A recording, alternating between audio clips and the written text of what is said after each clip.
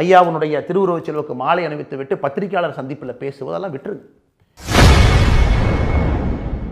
திமுகவினர் அண்ணல் அம்பேத்கரை வைத்து அரசியல் வியாபாரம் செய்வதாக பாஜக மாநில தலைவர் அண்ணாமலை காட்டமாக விமர்சித்துள்ளார். ஆனால் தமிழகத்தில் கோயிலுக்குள்ளே போனால் கூட சில இடத்துல பிரச்சனை. அண்ணல் அம்பேத்கர் ஐயா விருப்பப்பட்டதே இந்த ரிசர்வ்டு கான்ஸ்டிடுவன்சி அங்கே கண்டெஸ்ட் பண்ணி ஒரு பெரிய வாய்ப்பு கொடுத்து அவர்கள் வெளியே வரும்பொழுது மாபெரும் தலைவர்களாக அவர்கள் வருவார்கள் என்று. ஆனால் இன்றைக்கி ஒரு சாதாரண பஞ்சாயத்து எலெக்ஷன்லேருந்து யோசிச்சு பாருங்கள், ரிசர்வ்டு கான்ஸ்டிடுவன்சியில் போட்டியிட்ட நம்முடைய சகோதர சகோதரிகளால் கொடியேற்ற முடிகிறதா? இல்லை சேரில் சமமாக உட்கார முடியுதுங்களா?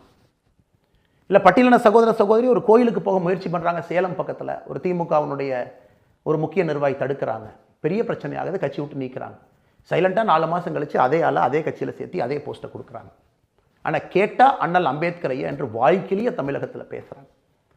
ஆனால் என்னை பொறுத்தவரை இந்த 68வது நினைவு நாள், ஐயாவுடைய நினைவு நாள் உத்து பார்த்து கொண்டிருக்கின்றார். இவரை வைத்து அரசியல் வியாபாரம் மட்டும்தான் பண்ணுறோமா, இல்லை இவருடைய கொள்கைகளை கீழே எடுத்துகிட்டு போகிறோம்? அதன்படி ஒரு கட்சி நடக்குதா? அதன்படி அரசியல் இங்கே இருக்கா? அதன்படி அரசியல் அதிகாரம் எல்லாத்துக்கும் வருதா?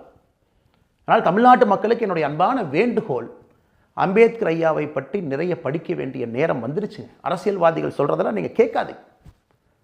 மேடையில் பேசுவதோ, ஐயாவுடைய திருவுருவச் சிலுவுக்கு மாலை அணிவித்து விட்டு பத்திரிகையாளர் சந்திப்பில் பேசுவதெல்லாம் விட்டுருங்க.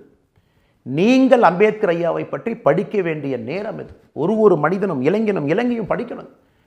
குறிப்பாக செய்திகளை உள்ளது உள்ளபடி தெரிந்து கொள்ள ரெஃப்ளெக்ட் நியூஸை சப்ஸ்கிரைப் பண்ணுங்க.